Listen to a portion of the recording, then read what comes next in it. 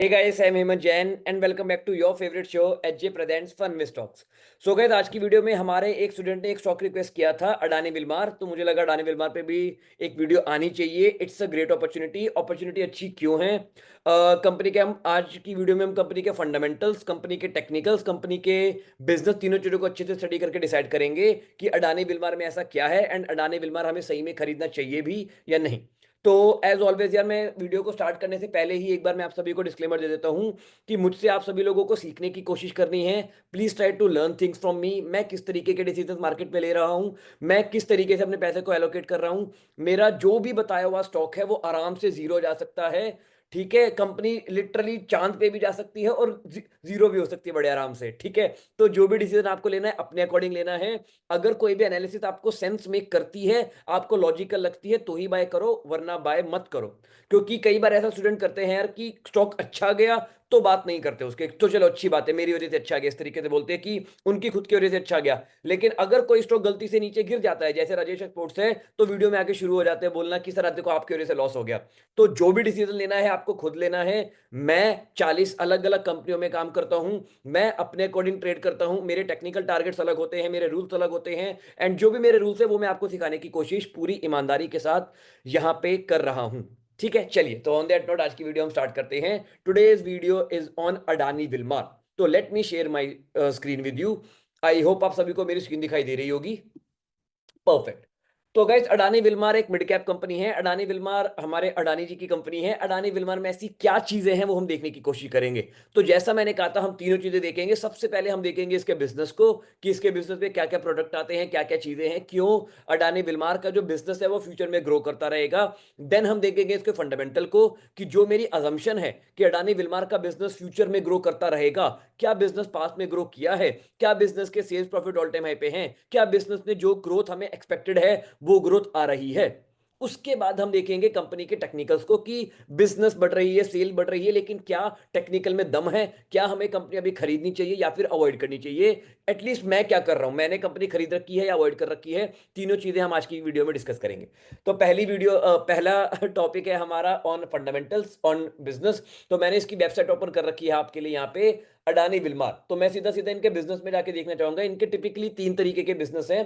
पहले है edible oils के। फॉर्चून तेल बहुत पुराना, बहुत अच्छा खासा ब्रांड है, ये बहुत फेमस ब्रांड है। मेरे पापा की भी फॉर्चून की दुकान हुआ करती थी, तो मुझे याद है फॉर्चून का तेल सबसे ज्यादा बिकने वाला तेल था। स्पेशली फॉर्चून का सरसों का तेल, कच्ची घानी का, बहुत ही अच्छी क्वालिटी के इनके ऑयल्स होते हैं। जो भी रिफाइंड इनके ऑयल हैं काफी सही क्वालिटी के होते हैं। एंड इनका बिजनेस है, मतलब इन्होंने उस वो मार्केट को टैप कर रखा है। They have figured out a sweet spot.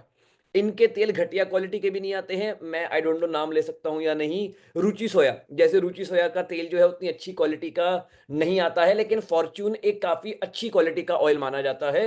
रुचि सोया की क्वालिटी उतनी अच्छी नहीं आती है। खैर, उसका एक डिफरेंट मार्केट सेगमेंट है। जो लोग महंगा वाला तेल अफोर्ड नहीं कर सकते वो रुचि सोया बाय करते हैं। ठीक है, वो अब अलग अलग है। ठीक है, तो इनके तेल की क्वालिटी काफी अच्छी है। तो इनके बिजनेस को देखा जाए, एडिबल ऑयल इंडस्ट्री में है ये, इंडस्ट्री एसेंशियल्स में है। इनकी मल्टीपल है। ऑलियो केमिकल्स हो गए, कैस्टर, ये मैंने नहीं सुना। लेसिथिन ऑलियो केमिकल्स, मैंने मुझे इनके बारे में ज़्यादा आइडिया नहीं है, लेकिन देख के ऐसा लग रहा है कि इनके जो भी ऑयल्स एंड फैट्स हैं वो लिपस्टिक वगैरह में यूज होते हैं। तो मतलब ब्यूटी प्रोडक्ट में भी इनके प्रोडक्ट्स जो है अच्छे से यूज होते हैं। अपार्ट फ्रॉम दिस, एफएमसीजी में इनकी अच्छी खासी मार्केट है। पाम ऑयल में इनका इंटीग्रेशन है, सोया चंक्स, ब्ला ब्ला ब्ला। फॉर्च्यून के बारे में आपको पता है यार, पूरा फॉर्च्यून ब्रांड ये ऑन करते हैं। एंड उसके अलावा आई फील इनके और भी ब्रांड होंगे। कोहिनूर भी इन्हीं का ब्रांड है। एंड या कोहिनूर, चार मीनार, एक्सेट्रा एक्सेट्रा। तो इनके ब्रांड वेल नोन है, वेल फेमस है। इनके ब्रांड जो है ऐसे छुपे हुए ब्रांड नहीं है कि ओ हमें पता ही नहीं था ये ब्रांड। आपको ये नहीं पता होगा मे बी कि फॉर्च्यून अडानी का है, लेकिन अब आपको पता लग गया कि फॉर्च्यून हो गया, कोहिनूर हो गया, चार मीनार हो गए, ये सारे चावल जो है ये सारे ब्रांड्स अडानी जी के हैं। तो इनके ब्रांड पावर में कोई दिक्कत नहीं है। ये बिजनेस ऑब्वियसली यार इंडिया ग्रो कर रहा है, भूख लगेगी खाएंगे, मतलब उस पे जाने का सेंस ही नहीं बनता कि कंजम्पशन ग्रो करेगी, इनके इनका इंडस्ट्री ग्रो करेगी, उस पे तो कोई क्वेश्चन मार्क है ही नहीं। There is no question mark literally. तो बिजनेस साइड से कोई भी इशू नहीं है। रिगार्डिंग कंपनी के फंडामेंटल देखते हैं कि बिजनेस मुझे पता है ग्रो कर रहा है, लेकिन क्या फंडामेंटल में वो ग्रोथ दिख रही है। तो ऊपर चीजें देखने से पहले मैं सबसे पहले सेल ग्रोथ आपको दिखाना चाहूंगा, कि नीचे आए। गाइस, जब भी आपको दिखे ना व्यू स्टैंड अलोन, मतलब आप सही व्यू में हो। अगर व्यू कंसोलिडेट दिखे मतलब गलत है। हमें कंसोलिडेटेड वे में ही किसी भी कंपनी को स्टडी करना चाहिए। तो यहां पे जब लिखा आ रहा है व्यू स्टैंड अलोन, मतलब we are in the view consolidated, तो मतलब हम करेक्ट व्यू में हैं।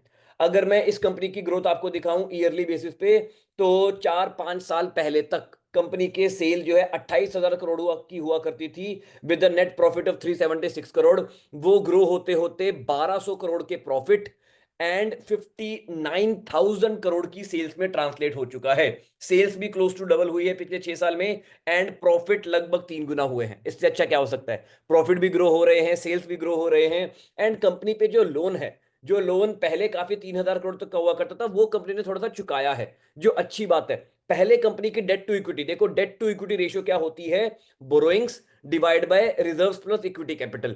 तो मोटा मोटा पहले कंपनी की जो डेट टू इक्विटी थी वो थी 1 के आसपास, लेकिन करेंटली खुद का पैसा हो गया है 8,000 करोड़, लगभग 9,000 करोड़, एंड लोन कंपनी ने कम किया है, लोन चुकाया है, जिसकी वजह से कंपनी की डेट टू इक्विटी हो गई है 0.24। तो कंपनी पे डेट भी काफी कम है, जो अच्छी बात है। बिजनेस ग्रो कर रहा है, सेल्स ग्रो कर रहा है, कंपनी अपने लोन को चुका रही है। कंपनी की आरओसी देखो, मैं 10-12% से ऊपर बेटर मानता हूं, लेकिन 9.7% मार्जिनल है, ठीक है, अच्छी है, बुरी नहीं बोलूंगा मैं एटलीस्ट। ठीक है। बुक वैल्यू का यहाँ पे कोई भी अहमियत नहीं है, डिविडेंड यील्ड की कोई सेंस नहीं बनता। आरओसी अच्छी है, रिटर्न ऑन इक्विटी बहुत ही पैथेटिक है, कोई बात नहीं, चलता है। चलता तो नहीं है वैसे, रिटर्न ऑन इक्विटी भी अच्छी होनी चाहिए थी, लेकिन आरओसी अच्छी है, मैं उसमें खुश हूं। ठीक है। डेट टू इक्विटी कंपनी की 0.24 के आसपास है, जो कि एक डिसेंट मानी जाती है। 0.2 से नीचे मैं बेस्ट मानता हूं, लेकिन 0.24 आटे में नमक जितनी है, चलेगा। ठीक है, बाकी सारी चीजें भी कंपनी की ओके हैं।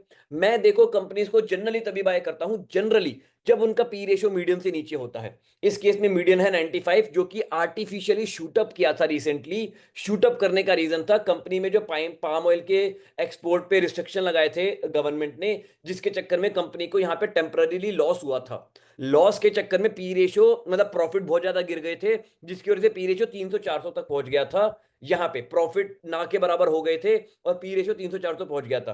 तो अगर मैं ओवरऑल देखूं, लॉन्ग रन में देखूं, तो इनका पी रेशियो मीडियन से नीचे ही है। मैं मीडियन 90 नहीं मान रहा हूं, मैं मीडियन को जो है 50-60 के आसपास मान के चल रहा हूं, लेकिन उससे भी पी रेशियो काफी डाउन है, जो काफी अच्छी बात है। 30 का पी रेशियो एक ग्रोइंग कंपनी के लिए अच्छा पी रेशियो रहता है, उसमें कोई भी दिक्कत नहीं है।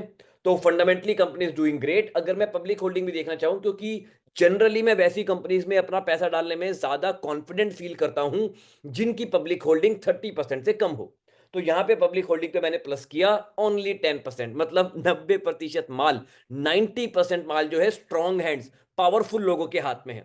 अब रिसेंटली इससे रिलेटेड न्यूज आई है कि अडानी एंटरटेनमेंट अपना स्टेक अडानी विल्मार में सेल कर रही है, विल्मार इंटरनेशनल को। तो जो इनकी पेरेंट कंपनी होगी कोई, अभी यहाँ पे अडानी कमोडिटीज, ओके, मतलब अभी दिख नहीं रहा है सही से। इन शॉर्ट, अडानी एंड के पास जितने भी अडानी विल्मार के शेयर्स हैं, वो शेयर वो विल्मार इंटरनेशनल को बेच रहे हैं। बेच तो कोई दिक्कत नहीं है, पावरफुल लोगों से माल पावरफुल लोगों के हाथ में जा रहा है ना, पब्लिक के हाथ में तो नहीं आ रहा है, तो हमें कोई दिक्कत नहीं है। वो ट्रांजैक्शन इनकी चल रही है, अपनी चलती रहेगी। एंड उस ट्रांजैक्शन का भी रीजन है, बिकॉज हमारी सरकार का रूल है कि प्रमोटर के पास 75% से ज्यादा की होल्डिंग नहीं हो सकती। हमारी गवर्नमेंट का रूल है, प्रमोटर के पास 75% से ज्यादा की होल्डिंग नहीं हो सकती। तो इनको डेडलाइन वगैरह मिली होगी, जिसके चक्कर में अपनी होल्डिंग अभी कम कर रहे होंगे, तो वो अच्छी बात है, कोई दिक्कत नहीं है हमें। Fundamentally it's a perfect absolutely great business, कोई भी कमी नहीं है फंडामेंटली। एंड 5 साल 10 साल 20 साल तक ये बिजनेस रहने वाला है। और ये बिजनेस ऐसे ही जिस तेजी से अभी ग्रो कर रहा है, ये ग्रोथ मुझे नहीं लगता रुकने वाली है। कंपनी का अगर मैं आपको ग्रोथ दिखाऊं, तो प्रॉफिट ग्रोथ नेगेटिव क्यों है? अच्छा, यहाँ पे जो है देखो, मार्च के रिजल्ट थोड़े से डाउन हुए थे, जो मैंने आपको बताया पाम ऑयल के रिस्ट्रिक्शंस की वजह से इनकी यहाँ पे सेल्स में भी इंपैक्ट आया था, एंड साथ में प्रॉफिट में भी इंपैक्ट आया था। तो जो मार्च 2024 के रिजल्ट्स हैं, वो काफी डिप हैं, जिसके चक्कर में इनकी जो है स्टॉक प्राइस की growth negative show, sorry, profit की ग्रोथ नेगेटिव शो हो रही है। लेकिन नेगेटिव वो बस तब थी, अभी profits dot all time high पे हैं, 1200 करोड़ पे हैं, these R dot all time high profit. तो कुछ भी नेगेटिव ग्रोथ नहीं है, इट्स अ कमेंडेबल ग्रोथ। मैं सेल्स ग्रोथ को ले लेता हूं, कंपनी की 5 साल में सेल्स ग्रोथ, 3 साल में sales growth, overall sales growth काफी अच्छे से ग्रो कर रही है। तो कंपनी के ग्रोथ स्टोरी पे मेरे को कोई भी डाउट नहीं है। नाउ रिगार्डिंग प्राइस, यार मैं ऐसी कंपनीज को ना ऑल टाइम हाई पे बाय नहीं करता हूं, मतलब ही नहीं बनता। मैं तब बाय करने की कोशिश करता हूं जब वो नीचे के रेटों पे धूल चाट रही हो। बेसिकली हमारे लोगों के साथ दिक्कत क्या है, आजकल के लोग इन्वेस्टिंग करते हैं ट्रेडिंग माइंडसेट के साथ, मैं ट्रेडिंग करता हूं इन्वेस्टिंग माइंडसेट के साथ। ठीक है, मैं पहले ही दूर का सोच के चलता हूं। तो दूर का मैंने सोच लिया है, कंपनी लॉन्ग रन में ग्रो करने वाली है। अब मैं आपको अगर टेक्निकल दिखाऊं, तो मैंने टेक्निकल्स आपके लिए मार्क किए हुए हैं। काफी नीचे है ऑल टाइम हाई से। अगर देखा जाए तो company has fallen down by more than 70%। अब दिक्कत यह है यार, जब भी कंपनी ऐसे 60-70% गिरती है ना, तो रिटेलर्स का वो माइंडसेट किक होते हैं कि वो डाउट करने लगते हैं what is wrong with Adani Wilmar. अगर मैं इस तरीके से न्यूज आर्टिकल पे सर्च करूंगा, what is wrong with AWL, कि AWL का शेयर इतना नीचे क्यों है, अगर आप सर्च करोगे तो आपको रीजन मिल जाएगा। आपको कोई ना कोई रीजन न्यूज वाले दे देंगे कि वो डाउन क्यों है। इसीलिए मैं ये चेक करता ही नहीं हूं। मुझे न्यूज वालों पे रद्दी भर का भी भरोसा नहीं है। ठीक है, मैंने अपनी एनालिसिस कर ली है, मैंने अपने अकॉर्डिंग फंडामेंटल चेक कर लिए हैं, टेक्निकल चेक कर लिए हैं, सारी चीजें चेक कर ली हैं। अब मेरे को बस सस्ते में खरीदना है और महंगे में बेचना है। मैं इस कंपनी को चाहूं तो ऑल टाइम हाई तक भी रख सकता हूं। ऑल टाइम हाई तक का टारगेट बनता है लगभग 200% का गेन। 200% का गेन आने में 4-5 साल का समय लग सकता है। It can take a little bit more than that as well, that is fine. तो ऑल टाइम हाई के लिए मैं होल्ड नहीं करूंगा। पर्सनली मैंने जो भी बाय की हुई है क्वांटिटीज, मैंने अपने अकॉर्डिंग बाय की, आप अपने अकॉर्डिंग बाय करना। लेकिन मैं जो बेचूंगा, मैं बस ऐसे अपना टारगेट डिस्कस कर रहा हूं आपके साथ। आपको जो सही लगे वो करना। कोई भी ट्रेडिंग की एडवाइस नहीं है, ये कोई भी टिप नहीं है। ये स्टॉक यहां से ऐसे ऐसे करके जीरो जा सकता है सीधा। ठीक है, जाएगा नहीं, लेकिन मैं बोलने के लिए बोल रहा हूं because legally I am not allowed to say कि ये ऊपर ही जाएगा। बिकॉज यार ऑब्वियसली स्टॉक मार्केट में एक इनहेरेंट रिस्क है, एंड अगर आप उस रिस्क को समझे बिना मार्केट में ट्रेड करते हो, then you are bound to lose money in the market. वो रिस्क आपको समझ में आना चाहिए। Now regarding this target, short term resistance इसका जो है 400 के आसपास है, जहां से टकरा के बार बार गिरता है। तो जिस लेवल से बार बार गिरता है, इट इज स्मार्ट डिसीजन कि मैं वहां पे सेल कर दूं। दुनिया उसको ब्रेक करने पे बाय करती है, आई डोंट डू दैट। मैं रेजिस्टेंस के ब्रेकआउट पे बाय करूं, ऐसा वाला ट्रेडर मैं नहीं हूं। तो इसके दो मेजर रेजिस्टेंसेस मेरे को दिखाई दे रहे हैं टेक्निकली। पहला है लगभग 400 का लेवल, दूसरा है 471 का लेवल। पहला है 400 का, दूसरा है 471 का। मैं किस तरीके से डिसीजन लेता हूं, मान लो एग्जाम्पल के लिए, अगर मैंने अभी 100 क्वांटिटी बाय की हुई है, तो मैं 50 क्वांटिटी यहां बेच दूंगा, 50 क्वांटिटी में यहां बेच दूंगा। मैं इस तरीके से डिसीजन लेता हूं। आप अलग अलग तरीके से भी ले सकते हो, that is your personal choice and your personal decision. मैं बस यहां पे आपको गाइड करने की कोशिश कर रहा हूं कि मैं मार्केट में किस तरीके से डिसीजन ले रहा हूं। एंड मेरे को भी अडानी विल्मार पे वीडियो बनानी थी, रमेश जी ने भी पूछ लिया, काफी अच्छी बात है। गाइस ऑल्सो आपको भी फ्यूचर में इस तरीके की वीडियोस चाहिए तो please let me know in the comment section. I will try my best to make more such videos to guide you as much as I can. मैं जितना आपको गाइड कर सकता हूं उतना गाइड करने की कोशिश करूंगा। एंड अगर अभी तक चैनल को सब्सक्राइब नहीं किया है तो कर लो। और अगर आपको ये वीडियो अच्छी लगी है, प्लीज लाइक करना। ठीक है, बुरी लगी है तो डिसलाइक भी कर सकते हो, कोई बात नहीं। लेकिन अच्छी लगी है तो लाइक जरूर करना, ताकि आपको इस तरीके की और वीडियोस मिलती रहें। आपके लाइक्स, आपके सब्सक्राइब ही मेरे को कॉन्फिडेंस देंगे ऐसी और वीडियोस बनाने का, रिटेलर्स को गाइड करने का, कि अगर मार्केट में बनाना है बड़ा पैसा तो आपको किस तरीके के डिसीजंस लेने पड़ेंगे। On that note guys, bye bye, take care, happy investing, bye bye.